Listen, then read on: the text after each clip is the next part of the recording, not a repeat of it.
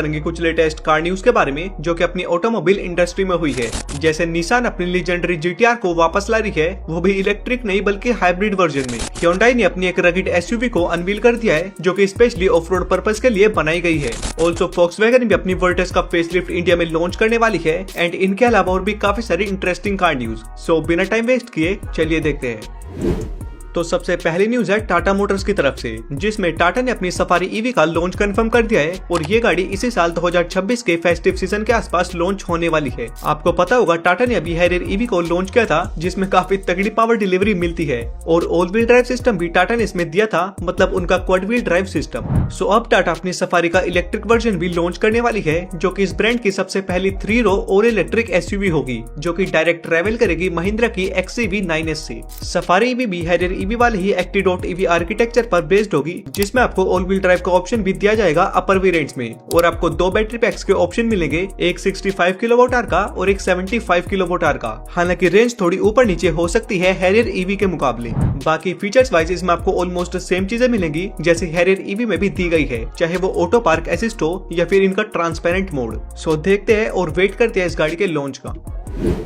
Second news है Mercedes की तरफ से, जिसमें मर्सिडीज ने इंडिया में अपनी 2 गाड़ियों को लॉन्च कर दिया है। पहली है Mercedes AMG A45S aero track edition जो कि लॉन्च हुई है 87 लाख रुपीज एक्स शोरूम के प्राइस में। ये मर्सिडीज की हॉट हैचबैक A45 का स्पेशल एडिशन है जिसमें आपको थोड़े बहुत चेंजेस मिलते हैं और सारे चेंजेस स्टाइलिंग एनहेंसमेंट में है। यानी इंजन सेम है, एक 2 लीटर का 4 सिलेंडर जो 421 हॉर्स पावर और 500 Nm का टॉर्क निकालता है। बट स्टैंडर्ड के मुकाबले इसमें front splitter, arrow vents, rear wings, side skirts, AMG exhaust pipe और 19 इंचेस के matte black forged alloy wheels मिलते हैं जो कि इसको रेगुलर से अलग बनाते हैं। वहीं दूसरी कार की बात करें तो वो है मर्सिडीज AMG GLE कूपे का परफॉर्मेंस एडिशन जिसका प्राइस है 1.52 करोड़ रुपीज एक्स शोरूम। अब नाम में ही परफॉर्मेंस एडिशन है तो इसमें आपको एक 3 लीटर का इनलाइन 6 टर्बो इंजन मिलता है 435 हॉर्स पावर और 520 Nm टॉर्क के साथ। ऑल्सो स्टैंडर्ड के मुकाबले इसमें 22 इंच के एलॉय व्हील्स मिलते हैं रेड ब्रेक कैलिपर्स के साथ और ब्रेकिंग को इम्प्रूव करने के लिए इसमें ventilated and perforated brake disc भी मिलती है। उसके अलावा बाकी थोड़े बहुत कॉस्मेटिक चेंजेस तो इसमें ऑब्वियसली होंगे ही। नेक्स्ट न्यूज की बात करें तो चेरी और JLR ने मिलकर अपनी फ्रीलैंडर को रिवाइव कर दिया है। Yes, we got Freelander come back before GTA 6। लेकिन पहले के जैसे फ्रीलैंडर अब कोई गाड़ी का नाम नहीं होगा बल्कि खुद में ही एक ब्रांड होगा। जैसे रेंज रोवर ये डिफेंडर है जिसके अंदर और काफी सारे मॉडल्स भी आते हैं। इस फ्रीलैंडर सीरीज में जो सबसे पहली कार होगी उसका कॉन्सेप्ट कंपनी ने अनवील कर दिया है, कॉन्सेप्ट 97, बिकॉज सबसे पहली फ्रीलैंडर 1997 में ही आई थी। इसीलिए ये SUV 2026 के एंड तक लॉन्च होने वाली है जो की फुल्ली इलेक्ट्रिक होगी एंड 4x4 कैपेबिलिटीज के साथ आएगी। इसकी बैटरी और मोटर्स की डिटेल्स तो अभी नहीं आई है लेकिन लुक्स वाइज आपको ये डिफेंडर की याद जरूर दिलाएगी। मतलब ऐसा सोचो कि डिफेंडर का इलेक्ट्रिफाइड वर्जन हो गए जिसमें आपको अराउंड 5.1 मीटर की लेंथ मिलेगी और व्हील बेस अराउंड 3 मीटर्स का जो कि अपने आप में काफी बड़ा है। बाकी कंपनी नेक्स्ट 5 इयर्स में 6 नए फ्रीलैंडर के मॉडल्स इंट्रोड्यूस करेगी जैसे रेंज रोवर सीरीज के अंडर आते हैं। अगली न्यूज है MG की, जिसमें MG वालों को फॉर्च्यूनर की ब्रांड इमेज और सेल्स देखकर थोड़ी जलन सी हो रही थी। इसीलिए कंपनी ने सोचा कि भाई कुछ न कुछ तो करना पड़ेगा और कुछ न कुछ तो सोचते सोचते MG ने लिटरली कुछ बड़ा ही कर दिया। यस, MG ने अपनी मैजेस्टर से एक ट्रेन को खिंचवा दिया, वो भी हल्की बल्कि नहीं बल्कि 406 टन की ट्रेन, वो भी 300 फीट की दूरी तक, जो कि अब ऑफिशियली गिनीज वर्ल्ड रिकॉर्ड बन गया है। और वैसे जिनको नहीं पता तो इस MG मैजेस्टर में इंस्टॉल्ड है एक 2 लीटर का ट्विन टर्बो डीजल इंजन जो 213 हॉर्स पावर और 478 Nm का टॉर्क प्रोड्यूस करता है विद 4x4। बाकी कमेंट्स में बताओ कि क्या फॉर्च्यूनर भी सेम चीज को कर पाएगी या फिर नहीं।